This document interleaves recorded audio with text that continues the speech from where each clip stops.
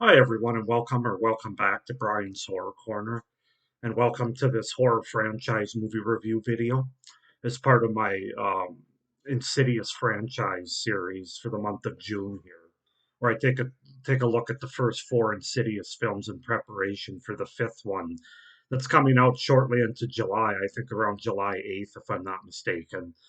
So today we're going to take a look at the very first Insidious film, of course, from 2010 that I have on Blu-ray here. I also have it as part of my four-pack DVD four-pack with the other three movies, but I have the original on Blu-ray as well. This is the version. This is the one that I watched here for this review.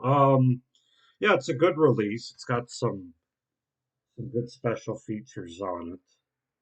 Some documentary short ones that I watched. Pretty cool. Kind of a behind the scenes look at the movie and the making of it. But yeah, this is a movie. I'd only seen the first Insidious movie, and I watched this a couple years ago, I think on Netflix or Shudder. I can't remember exactly where, but this was only the second time I've ever seen this movie. And I can say right now that I really enjoy it. I really like this movie. So let's just go ahead and get into my review for it. So Insidious is a 2010 supernatural horror film directed by James Wan, written by Lee Winnell. It's the first installment in the Insidious franchise and the third in terms of the series in story chronology. The story centers on a married couple whose boy inexplicably enters a comatose state and becomes a vessel for a variety of demonic entities in an astral plane. Married couple Josh and Renee Lambert have recently moved to a new house with their sons Dalton and Foster and their infant daughter Callie. One evening, Dalton sneaks into the attic where he encounters a mysterious entity. The next day, he inexplicably slips into a coma. 3 months later, with no results at the hospital, Renee and Josh take Dalton back home. The family starts to experience frightening paranormal events, including strange noises and their home security alarm going off on its own repeatedly. Foster also claims to have seen comatose Dalton walking around the house, and Renee finds a bloody handprint on Dalton's bed. Later, Renee begins seeing a fiendish, long-haired apparition that tries to attack her. The Lamberts decide to move, with Renee believing the house to be haunted. So that's the setup and the premise and the sort of the beginning of the film. As far as the cast goes, we have Patrick Wilson as Josh Lambert, Rose Byrne as Renee Lambert, Lynn Shay as Elise Rayner, Ty Simpkins as Dalton Lambert, Barbara Hershey as Lorraine Lambert, Lee Winnell as Specs, Angus Sampson as Tucker, and Andrew Astor as Foster Lambert.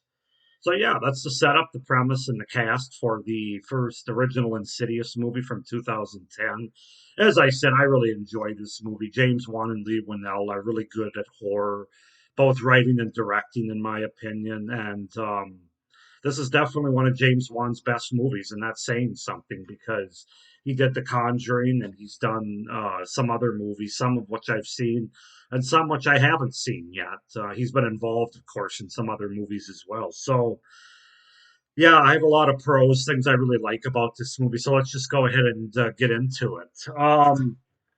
This movie is genuinely creepy. There's not a lot of horror movies that scare me at this point, just because I've seen so many, and um, I enjoy horror movies more than I'm scared by them. Most of them, I should say. There's some that definitely do the job. This one does, and again, it's a testament to the fact that a movie doesn't have to be rated R in order to be an efficient or effective horror movie. All these Insidious movies are PG-13, of course, so they don't rely on gore and blood and a lot of harsh language or nudity, things like that. This just relies on imagery. It relies on knowing how to effectively set up a scare and deliver, and that's what James Wan is so good at in all of his movies. But yeah, this movie's genuinely creepy and even scary at certain points. Basically through the music, the imagery, and the buildup of tension and suspense. So yeah, it's an effectively creepy movie. It's also a very well written movie with solid and realistic dialogue between the characters. and it's a really interesting story that has twists and turns. So Lee Winnell did a great job writing this movie, in my opinion. It really worked for me. I thought the entire cast gave good performances, especially Lynn Shay and Patrick Wilson as the sort of the two main leads of the movie, if you will. There's also good chemistry between Patrick Wilson and Rose Byrne as a married couple. I thought they were portrayed to be very likable and grounded in realism. Um, but yeah, their performances just they really make you lock onto this family and really care about what's going on, as well as the writing. But the performances are good across the board. Um, brilliant! It's a brilliantly directed movie by James Wan with his using of camera techniques, cinematography, editing, and sound design to really allow the story to unfold, while also providing really effective scares. So, as I said, it's another James Wan masterpiece, in my opinion. Very well written and developed characters that we become attached to. They're very likable and real. We care about them, and ultimately the outcome of these characters, having been invested in them throughout the most of this movie.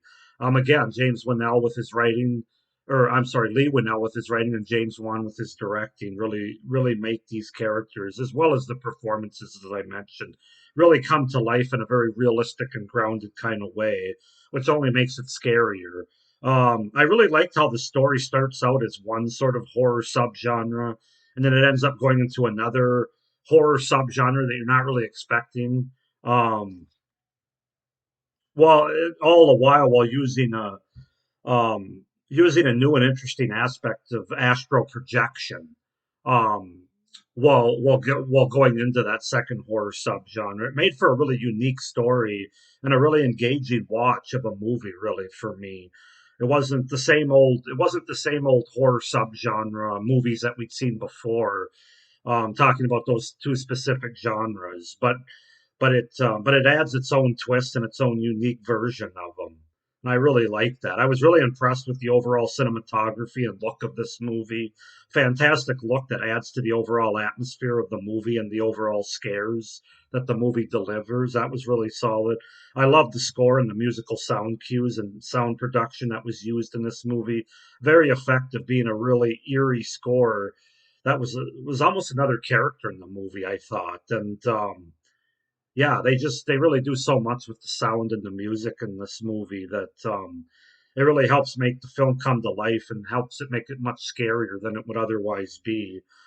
And then I thought the looks of all the paranormal entities and demons were really solid as well, effective in terms of makeup effects and just their overall creepy look that they all have. Especially the I don't know what you call them, like the whistling family that towards the end of the movie that we get a good look at all of them. They were really creepy to say the least. But yeah, I thought all of them, some better than others, but I thought all the demonic entities and paranormal ghosts that we see in this movie were effective in terms of their design and their look. So those are all my pros for Insidious from 2010. As far as cons go, these are kind of some nitpicky ones. I really had to try to find some, which you got a good movie in that case. They tried to inject some humor with the two medium assistants to Lynn Shay's character of Elise, one played by Lee Winnell, and I don't know, it really didn't do much for me. It kind of felt out of place and awkward for me, unnecessary as well for this movie. Um, they show more of the main red faced demon. The more they show, I should say, of the red faced demon, the less scary and effective it is for me. And I think for most people and for the movie overall, I think some of the best scares in this movie are more when you don't see them straight on, when you see more of a silhouette from them, or you see more of the drawings of them that others are seeing, like the medium, throughout the movie.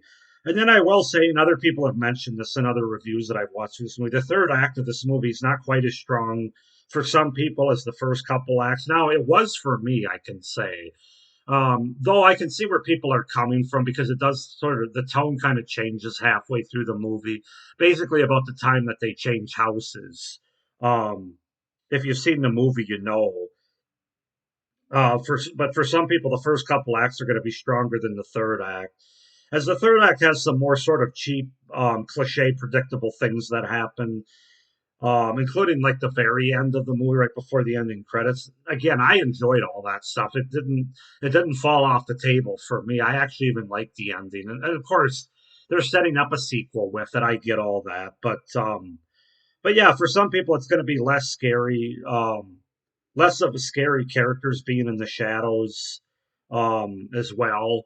As I said, the red faced demon, the main demon, he's brought out into the open, and you really get a good look at him. And in a way, that does make it less effective, less scary for a lot of people that watch this movie.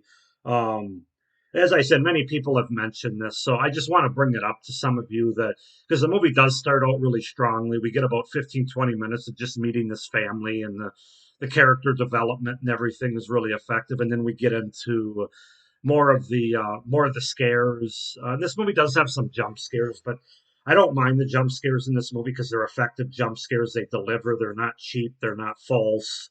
Um, and then it kind of goes on from there, where they have to move to a different house, and as soon as Elise is brought in, played by Lynn Shay, and it kind of goes into a different tone, a different area, and then we see more of the demons and the ghosts. Now, again, for me, it wasn't a huge con for me, but I can see how it would be for some people. So I just want to bring that up, and that's really all I've got as far as cons go. I think this is a really effective horror movie, by Lee Winnell and James Wan, and I'm going to give it an 8.5 out of 10. I think for what it is, being a PG-13 movie, again, it's another stamp of approval that a horror movie doesn't need to be rated R to be effective. I've never believed that they had to be anyway, because I think horror movies can be defined by many different ways, and it's not just gore and sex that sells an effective horror movie. So, yeah, 8.5 out of 10. I really love the first Insidious movie by James Wan from 2010. Go ahead and comment down below, guys, what you guys think of Insidious. I know it's not for everybody. I've seen reviews where it doesn't work as well for some people as it does for others. I'm one of those people that it does work well for. I was engaged throughout the movie. The buildup of suspense in certain scenes is just some of the best I've seen, and a lot of scares and horror that's effectively delivered, both by James Wan and Lee Winnell, in my opinion. So, but comment down below what you guys think of it. If you like it as much as me, not as much, why not? Comment down below. Please subscribe to my channel so you don't miss any of my great horror content, including the rest of this series. Make sure you hit the little notification bell so you don't miss my upcoming reviews for this series as well. Again, I'll be doing 3 more reviews for the other 3 movies, and then a final video ranking the 4 movies before we get to the 5th one that's coming out July 8th. Which I'll also, of course, have a spoiler-free review for that, as I plan to go and see that movie as soon as it comes out. So I hope you enjoyed this review for the first Insidious movie from 2010 as part of this overall Insidious franchise review series. Hope everybody's doing well, but stay scared. Bye.